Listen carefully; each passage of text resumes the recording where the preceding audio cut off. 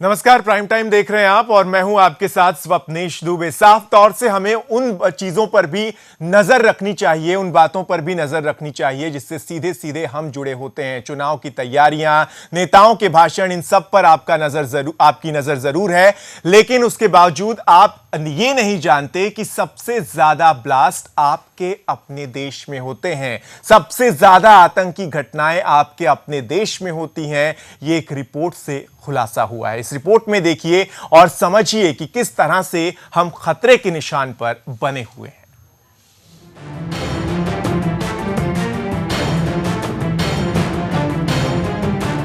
आतंकवादी घटनाओं से केवल भारत ही नहीं, दुनिया के कई देश ग्रस्त हैं। 2016 में देश में दुनिया के सबसे ज्यादा बम ब्लास्ट हुए हैं, जिसका कारण है भारत की तरक्की की तरफ बढ़ते कदम और अंतर्राष्ट्रीय स्तर पर बदलती छवि, जिससे पाकिस्तान हमेशा की तरह परेशान है।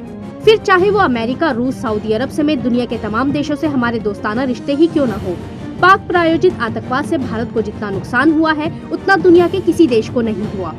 हाल ही में जारी हुई नेशनल बॉम्ब डाटा सेंटर की रिपोर्ट में खुलासा हुआ है कि भारत दुनिया में आतंकवाद की घटनाओं से सबसे ज्यादा ग्रस्त देश है। NBDC की रिपोर्ट में कहा गया है कि 2016 में देश में 406 बम ब्लास्ट हुए हैं। इनमें IED और ऑर्डिनेंस एक्सप्लोजिव ब्लास्ट शामिल है। हालांकि रिपोर्ट में मरने वालों की संख्या नहीं बताई गई है।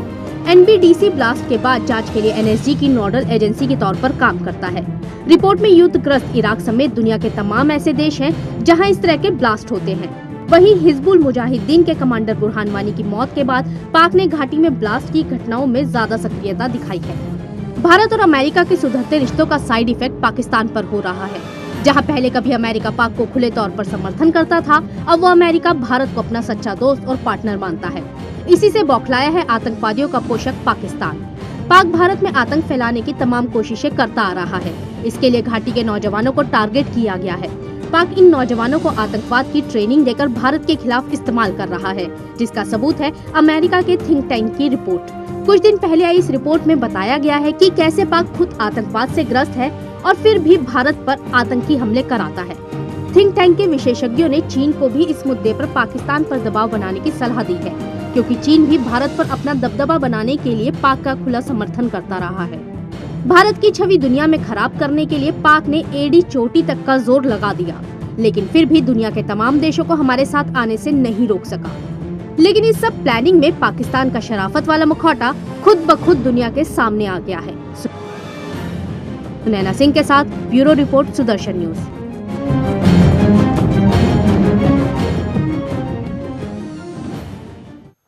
अब जरा NBDC की रिपोर्ट के हवाले से कि कहां पर किस तरह से कितने बॉम्ब ब्लास्ट हुए, ये आपको ग्राफिक्स के जरिए बताते हैं। तो साफ तौर से दूसरे नंबर पर युद्धग्रस्त इराक है, जहां पिछले साल 221 बम विस्फोट हुए।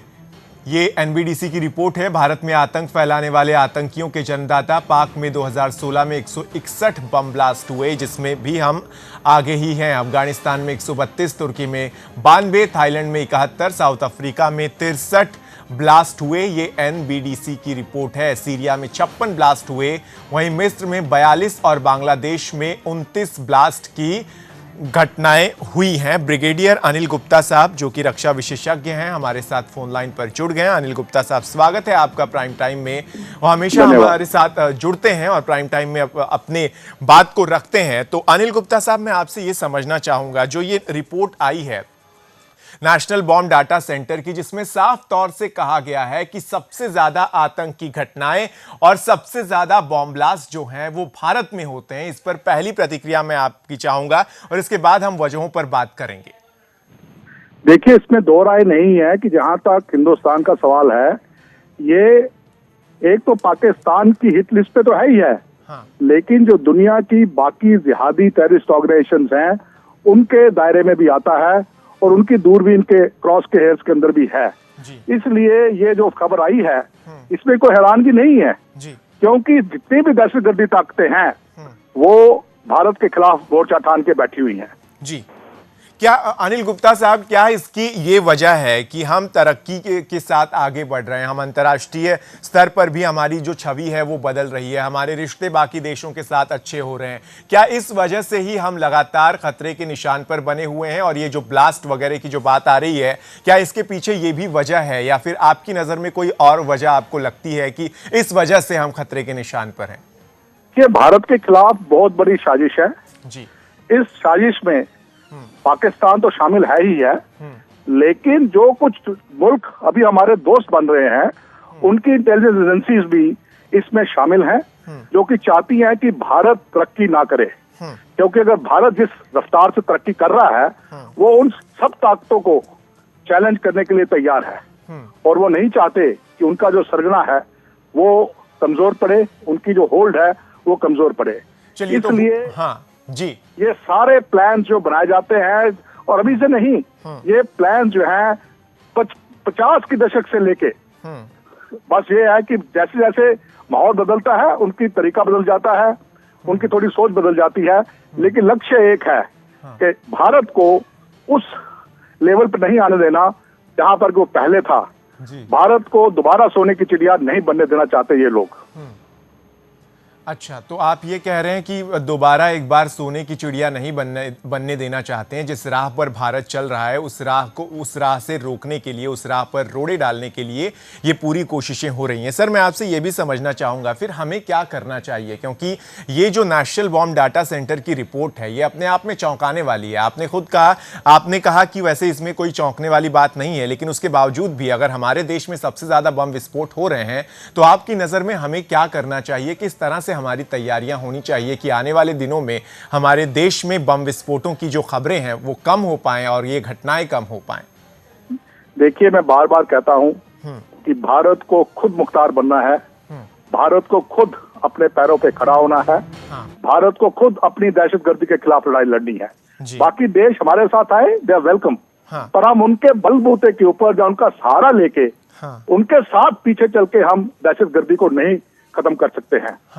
इसलिए जो हमारी अभी मौजूदा सरकार की पॉलिसी है कि बुलेट एंड बैलेट और bullet and talks cannot go together, ये इस पॉलिसी को मानते हुए हमें बाकी देशों को अपने साथ लेना है, पाकिस्तान को दुनिया के अंदर नंगा करना है, और बाकी जो दहशतगर्दी तंजीमें हैं उनको भी आइसोलेट करना है। उनको भी आइसोलेट करना है। लेकिन क्या अनिल गुप्ता साहब, आपने कहा कि सरकार की नीति जो है वो ठीक नजर आती है और नजर भी आती है, उसका असर भी देखने को मिलता है, लेकिन क्या सिर्फ इस नीति से ही काम हो सकता है? क्योंकि जो घटनाएं हैं वो सीरिया में 56 ब्लास्ट हुए, बांग्लादेश में 29 ही घटनाएं हुई, और इस देश में जहां पर जो अब आगे बढ़ रहा है, जो एक मजबूत ताकत के तौर पर आगे बढ़ने की कोशिश कर रहा है, उस देश में सबसे ज्यादा ब्लास्ट हो जाते हैं। तो इसके लिए आपको क्या लगता है? मतलब मेरा सवाल सिर्फ इतना है कि एक रक्षा विशेषज्ञ के रूप में आपको क्या लगता है कि इसमें कौन कौन सी वजहें रही होंगी? जो सीमा से जो आतंकवाद आता है वो भी एक वजह रही होगी, और जो आतंकवाद पाकिस्तान से प्रेरित होता है, क्या ये भी एक वजह है इसमें? मैं कहूंगा कि हमारा जो देश है इतना बड़ा है, इतना विविध है, इतने अलग अलग ख्यालों के, मजहबों के लोग यहाँ रहते हैं, और इतनी इंटरनल फॉल्ट लाइन्स हमारे देश के अंदर जिसका आसानी से लोग फायदा उठा रहे हैं। हमें यह भी करना है कि हमारा एक ऐसा बंदोबस्त, ऐसा ताना बाना हमने तैयार करना है अपने देश के अंदर कि ये जो इंटरनल फॉल्ट लाइन्स हैं इनको मिनिमाइज किया जाए। जी, ठीक है। अनिल गुप्ता साहब, आप बने रहिए हमारे साथ। प्राइम टाइम में आगे भी हम चर्चा करेंगे कि जिस तरह से आपने कहा कि हमें एक ऐसा ताना बाना बनाना चाहिए जो मजबूत रहे और जिससे जो फॉल्ट लाइंस हैं उन्हें हम हटा पाएं, क्योंकि वो बहुत जरूरी है समझना। उस पर मैं आपसे समझूंगा कि ये ताना बाना आखिर कैसा होना चाहिए और किस तरीके से इसमें सरकार अपनी भूमिका अदा कर सकती है। एक छोटे से ब्रेक के बाद।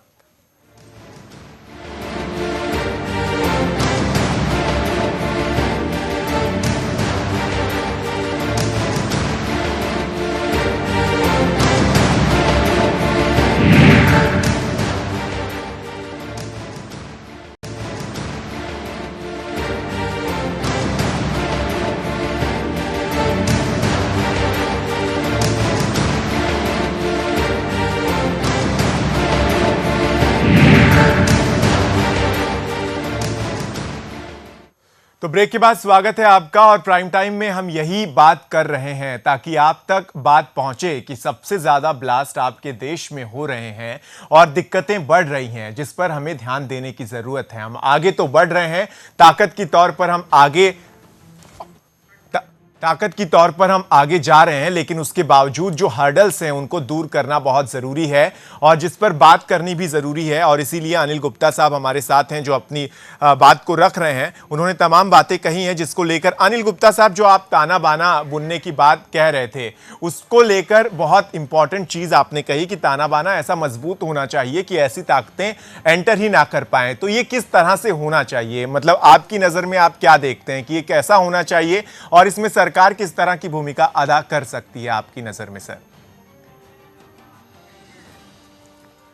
चलिए, अनिल गुप्ता साहब हमारे साथ नहीं है। हम आपको अभी जो आपकी टीवी स्क्रीन पर चल रहा है वो भारत में बम ब्लास्ट को लेकर है। बुरहान वानी की मौत के बाद घाटी में सिक्योरिटी फोर्सेस टेररिस्ट का मेन टारगेट रही। उन्हें उसके बाद जो है बढ़ोतरी ज्यादा देखने को मिली। 55% सिक्योरिटी फोर्सेस, 41% पुलिस और 4% VIP पर अटैक हुए हैं। केंद्र ने ये आंकड़े खुले स्रोतों से हासिल किए हैं। केंद्र सरकार को ये आंकड़े खुले स्रोतों से उन्हें मिल गए हैं। अनिल गुप्ता साहब फिर एक बार हमारे साथ जुड़ गए हैं। अनिल गुप्ता साहब, मैं ताने बाने को लेकर सवाल पूछ रहा था ब्रेक पर जाने से पहले, जो आपने कहा था कि ताना बाना ऐसा मजबूत होना चाहिए कि जिससे ऐसी ताकतें अंदर ही ना आ पाएं, तो ब्लास्ट जैसी जो घटनाएं हैं वो ना हो पाएं। तो उस ताने बाने से आपका मतलब क्या है सर, और इसमें सरकार किस तरह से भूमिका अदा कर सकती है? क्योंकि जरूरी है कि हम इस पर भी बात करें कि सरकार भूमिका अदा करे ताकि जो सबसे ज्यादा ब्लास्ट की रिपोर्ट आई है अगले साल वो कम की रिपोर्ट सामने आए। देखिए, अगर हमने अपने देश को जी दहशतगर्दी से सुरक्षित बनाना है तो हमें दहशतगर्दी को लड़ने के लिए जो दो जरूरी चीजें हैं, एक है सेंट्रलाइज्ड कमांड एंड कंट्रोल और दूसरा है डेडिकेटेड इंटेलिजेंस नेटवर्क, जो कि state of the art model होना चाहिए। ये दोनों चीजों की तरफ ध्यान देना पड़ेगा और ये दोनों चीजों में अभी हम काफी हद तक पीछे हैं। जब मैं बात करता हूँ सेंट्रलाइज्ड कमांड एंड कंट्रोल की, तो मैं पहले भी आपके शो पे एक बार कह चुका हूं कि वक्त आ चुका है कि हमारे देश के अंदर एक separate ministry of homeland security और या मिनिस्ट्री ऑफ इंटरनल सिक्योरिटी होनी चाहिए, जो कि सिर्फ देश की इंटरनल सिक्योरिटी को देखे और इसमें जितने भी फोर्सेस इन्वॉल्व हैं उनका कमांड एंड कंट्रोल सेंट्रलाइज उनके पास होना चाहिए। और इसमें ये स्टेट लिस्ट और कंकरेंट लिस्ट और ये इन सब चीजें बीच में नहीं आनी चाहिए। अभी तक हम लॉ एंड ऑर्डर और इंटरनल सिक्योरिटी को आपस में कंफ्यूज करते हैं। ये नहीं होना चाहिए। ये नहीं होना चाहिए। और यहाँ तक इंटेलिजेंस है, हमारी ग्रास रूट लेवल इंटेलिजेंस से लेके हाईएस्ट लेवल इंटेलिजेंस तक बहुत ज्यादा लूप होल्स हैं। उन लूप होल्स को हमें बंद करना होगा। हाँ, ठीक है। और अमेरिका के एक थिंक टैंक की सर रिपोर्ट भी है जिसमें कहा गया है, कुछ दिन पहले ये रिपोर्ट आई जिसमें बताया गया है कि पाकिस्तान खुद तो आतंक से ग्रस्त है, उसके बावजूद भी वो भारत पर आतंकी हमले करता है और इस पर चीन को भी इस मुद्दे पर पाकिस्तान पर दबाव बनाने की सलाह दी गई है थिंक टैंक की ओर से। तो सर मैं ये समझना चाह रहा हूं कि पाकिस्तान को लेकर जो नीति अभी है क्या वही रहनी चाहिए? क्योंकि पाकिस्तान सबसे बड़ी, एक तरह से कहा जा सकता है कि सबसे जो बड़ा पड़ोसी है जो हमारे देश में आतंकवाद को भेजता है, जिससे ये ब्लास्ट के आंकड़े जो हैं वो बढ़ते हैं। तो आपको क्या लगता है जो ये मौजूदा नीति है सरकार की, वो कारगर है या फिर इसको लेकर और भी कोई एग्रेसिव नीति अपनाने की जरूरत है? देखिए, इस बात में तो कोई दो राय नहीं है कि पाकिस्तान अभी भी टेररिज्म को as an instrument of state policy इस्तेमाल कर रहा है, स्पेशली भारत के खिलाफ। जब तक पाकिस्तान इस पॉलिसी से नहीं हटता है तब तक भारत को जो है पाकिस्तान के साथ दोस्ताना रिश्ते जो हैं वो नहीं हो सकते हैं। लेकिन हम पाकिस्तान को इग्नोर भी नहीं कर सकते क्योंकि वो हमारा नेबर है और हम ये भी जानते हैं कि हमारे देश के अंदर टेरर वही फैला रहा है। तो इसलिए मैं तो चाहूंगा कि हम पाकिस्तान को एंगेज करके रखें, बेशक ट्रैक टू डिप्लोमेसी से रखें, क्योंकि बातचीत का दरवाजा कभी बंद नहीं होना चाहिए। बिल्कुल। अगर बातचीत का दरवाजा बंद हो गया तो उसके बाद तो फिर कुछ नहीं बच जाता है। लेकिन इनसे बातचीत करके कुछ निकलता भी नहीं सामने, तो ठीक है, आप ये कह रहे हैं कि किसी भी तरह से बातचीत बंद नहीं होनी चाहिए, उससे असर पड़ता है और भी ज्यादा असर पड़ता है। प्रोफेसर स्वर्ण सिंह जी हमारे साथ जुड़ गए, फॉरेन एक्सपर्ट हैं जो भी प्राइम टाइम में जुड़ते रहते हैं हमारे साथ। स्वर्ण सिंह जी, स्वागत है आपका प्राइम टाइम में। और सबसे पहले मैं यही समझूंगा आपसे, नेशनल बॉम्ब डाटा सेंटर की ये रिपोर्ट है कि सबसे ज्यादा आतंकी हमले इसी देश में होते हैं और सबसे ज्यादा ब्लास्ट यहीं पर हुए हैं, यहां तक कि इराक और सीरिया भी हमसे पीछे हैं, अफगानिस्तान पाकिस्तान भी हमसे पीछे हैं। इस पर पहली प्रतिक्रिया आपकी चाहूंगा सर। देखिए, आजकल पूरी दुनिया में डाटा क्रंचिंग का जमाना है। को इकट्ठा करके उससे वो क्यों और कैसे होता है हादसा, उसको समझने की आदत है अब सब लोगों को। उसी माहौल में देखिए, इन्होंने ये पता लगाया है ये डाटा इकट्ठा करने के बाद कि मार्च और अप्रैल में सबसे ज्यादा विस्फोट होते हैं जी। ये भी पता लगाया है कि बुधवार और वीरवार वाले दिन ज्यादा विस्फोट होते हैं।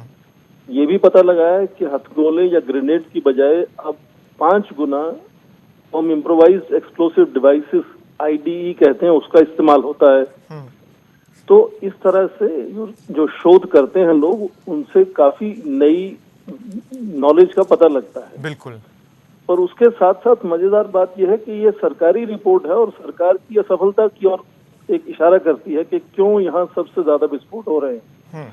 तो क्या हम इसको मान लें कि भारत में सबसे ज्यादा विस्फोट हो रहे हैं? मुझे लगता है इस पे प्रश्न चिन्ह लगाने की जरूरत है, क्योंकि रिपोर्ट में खुद ही कहा गया है कि ये डाटा जो है वो रिलायबल नहीं है, पूरा नहीं है। जहाँ की उन्होंने भारत में तो पुलिस रिकॉर्ड्स से उन्होंने डाटा लिया है, पर दूसरे देशों का पुलिस रिकॉर्ड्स तो हमारे पास नहीं था ये रिपोर्ट बनाते वक्त। और कई दूसरे देश कितनी रिपोर्ट पब्लिक में छपने देते हैं, नहीं छपने देते हैं, कौन देश कितना बड़ा है, छोटा है, और क्या इस हादसों में कितनी मौतें होती हैं, ये सब बहुत सी चीजें हैं जो इस रिपोर्ट में अभी सामने नहीं आई हैं। और आमतौर पर आप देखें कि हथगोले या IDE या ग्रेनेड्स की ही इस्तेमाल नहीं करते हैं आतंकवादी। टेररिस्ट जो है वो बुलेट्स का यूज करते हैं, गन्स का यूज करते हैं। तो और भी कई मापदंड हैं जिनसे कितना वायलेंस होता है किस समाज में, उसको नापा जा सकता है। ये अपने आप में रिपोर्ट अच्छी है, पर इसमें बहुत सी अभी लिमिटेशंस हैं जिनको समझना जरूरी होगा। तो शायद ये मान लेना कि हम सबसे ज्यादा बड़ी विक्टिम है दुनिया में, थोड़ा उस पर मुझे लगता है प्रश्न चिन्ह लगाने की आवश्यकता है। ये आपने जो कहा प्रश्न चिन्ह लगाने की आवश्यकता है, चूंकि ये केंद्र ने ये आंकड़े खुले स्रोतों से हासिल किए हैं और क्योंकि ये केंद्र सरकार की ओर से ही रिपोर्ट आई है, इसीलिए सर हम इस पर चर्चा कर रहे हैं। प्रश्न चिन्ह आप जरूर लगाएं, लेकिन मैं आपसे तब भी समझना चाहूंगा कि भारत में अगर सबसे ज्यादा ब्लास्ट हो रहे हैं तो इसके पीछे की वजह आपको क्या लगती है? क्या सिर्फ पाकिस्तान प्रेरित आतंकवाद इसकी वजह है, या हमारे नीतियों का फेलियर भी इसमें सबसे बड़ी वजह निकलकर सामने आ रहा है? एक देश के रूप में हम विफल हुए हैं कि ब्लास्ट को हम नहीं रोक पाए हैं और आतंकी घटनाएं हमारे देश में होती रही हैं। दो चीजें इसमें कहना जरूरी होगा। एक तो ये जाहिर है कि पाकिस्तान हमारा दोस्त नहीं है, जो उसको अच्छा लगता है वो ऐसे ही वो करेगा, तो उसको केवल ब्लेम कर देना उतना काफी नहीं है। जाहिर है कि यदि उसको अच्छा लगता है, उसके राष्ट्रहित इसमें है कि भारत बर्बाद हो, तो वो जरूर कोशिश करेगा।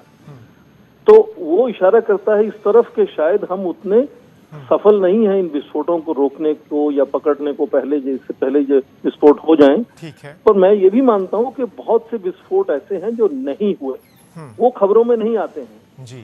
पुलिस और इंटेलिजेंस बहुत से हादसों को रोक देती है, वो हम मीडिया में नहीं सुन पाते हैं। तो ऐसा नहीं कि हमारी सेना या इंटेलिजेंस एजेंसीज कुछ नहीं कर रही, पर इतने हादसे होना अपने आप में चिंताजनक है, ये बात भी सच है। चलिए, तो दोनों बातें ठीक हैं और दोनों बातों पर बात होनी चाहिए। बहुत शुक्रिया स्वर्ण सिंह जी और अनिल गुप्ता साहब हमारे साथ प्राइम टाइम में जुड़ने के लिए। तो ये बहुत ज़रूरी है आपके लिए समझना कि चुनाव और भाषणों से ऊपर भी दुनिया है, ब्लास्ट हो रहे हैं इस देश में, और अगर इस देश में इसी तरह से ब्लास्ट होते रहे तो ये बहुत मुश्किल है, बहुत ही ज़्यादा खतरनाक होने वाला है और खतरे के निशान पर अभी हम खड़े हैं। दीजिए इजाज़त। जय हिंद।